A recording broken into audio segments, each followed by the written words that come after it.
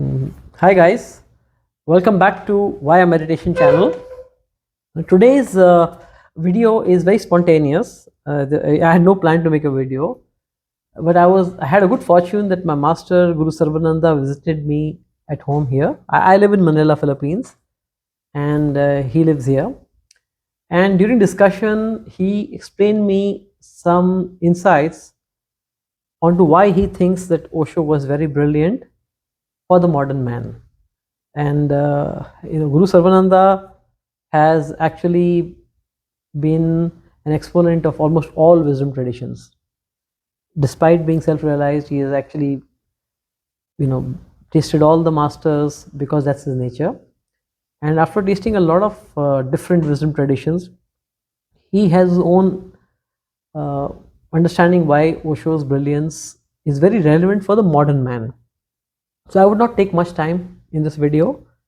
I will just now bring him in the camera and let him give his perspective. So keep watching, and now I will get off the camera and I will let Master Sarvananda speak. Thank you. Start. I was just in the middle of reading Stephen Levin's autobiography. No? The book is entitled Turning into the Mystery. And it's a very beautiful book, very sincere. No? Stephen Levin is one of the great products of the counterculture era, along with such great beings like Richard Alpert, Ramdas, Alan Watts, Allen Ginsberg, Timothy Leary. These are the host of the psychedelic bodhisattvas of the era. And Stephen Levin evolved into a great Buddhist meditation teacher. No?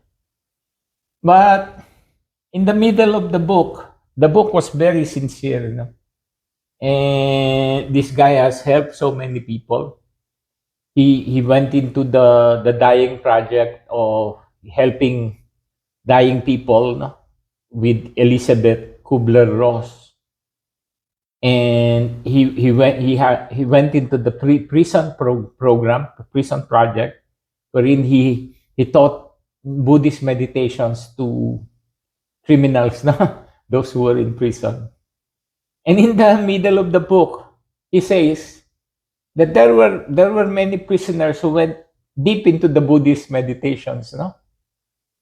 And a lot of them benefited immensely, tremendously. But there, I could see that the Buddhist meditations, what the Buddha gave, the Vipassana, is no longer enough. Because it says there, some of the prisoners that get paroled, that were helped by his program, and who went out to start to lead lives, good lives outside of the prison, but only in a bad day, in a day wherein they were in a bad mood, they killed again. What did this imply? This implied exactly what Osho meant, that the methods that were created during the Buddha's time, although they will be relevant for all times, is no longer enough. New ways that he gave to the world with this very deep insight into the nature of what is needed at this moment in time. And this has to do with catharsis, no? A lot of with expelling the toxins, the negative bioenergies, the tensions, the stresses that his methods created for thousands of people, no? And as far as I've seen from the books, just doing the Buddhist Vipassana, and just on a bad day, these criminals killed several people just on a bad mood, which means doing the silent methods of the Buddhist meditation cannot expel the psychotic tendencies, the structures, the obsessive compulsive structures in their system, although some of them went deep into the meditation, they were not expelled. Hence, they went back to the same old rut, the same old pattern.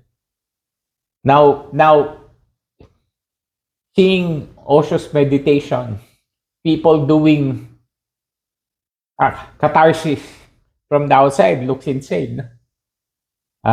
If you don't participate into it and go into his centers or in his ashrams, and then from the outside look, it looks silly and insane. No?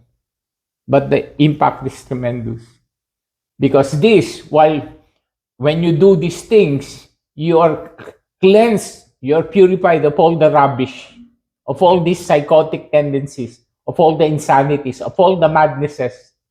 And once you go into the silent aspects of the meditation, into the vipassana,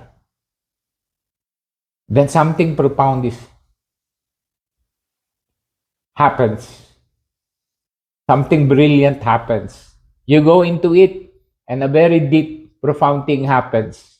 You are cleansed of all the negativities, and something more permanent happens. You will no longer burst into like a volcano, waiting for an outburst, for an insane outburst. These things are gone forever.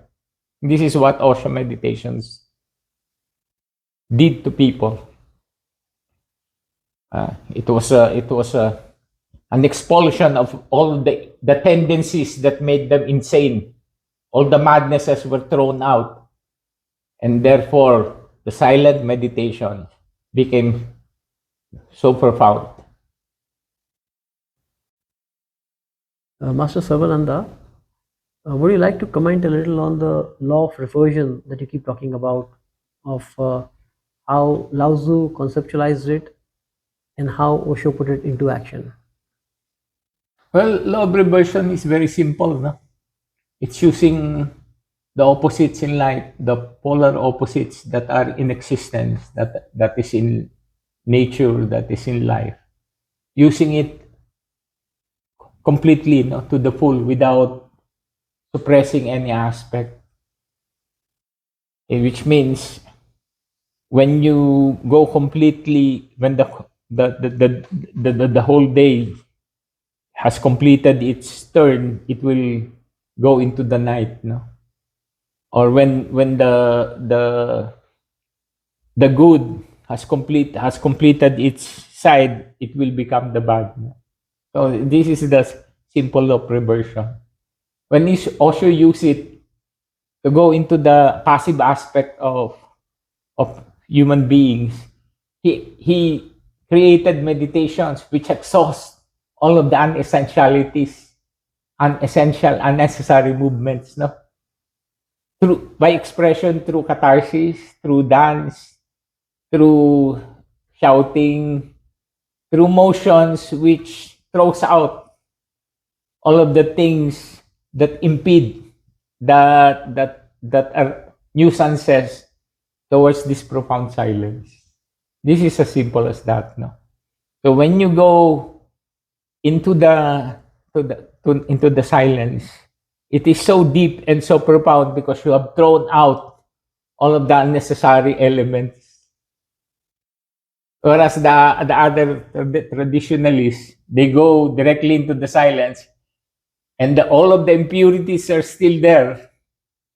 All of the unessentialities are still there. The catharsis will happen at other moments in time, wherein it is sometimes inappropriate. Whereas in Osho, there is a play in the stages of the meditation, and during those plays, all of these are thrown out. It becomes an emptying process, and when it reaches to the height, after the final stages, the pure silence is there. Then the witnessing entity becomes so potent, so powerful, that you could, the meditation are just like jet methods of meditation. They are so fast. It happens so fast, and this is what happens with Osho's meditation. This reminds me of what George Gurdjieff would say. He would say that if you build anything on a wrong foundation, it will collapse sooner or later. Yes, So I think Osho does it rightly, in the right way, and this is the right foundation. Okay, thank you guys. Thank you for watching. And as I always say, please subscribe, share the video. Mindfulness is a very hard subject to promote. All your help is sought after. Thank you.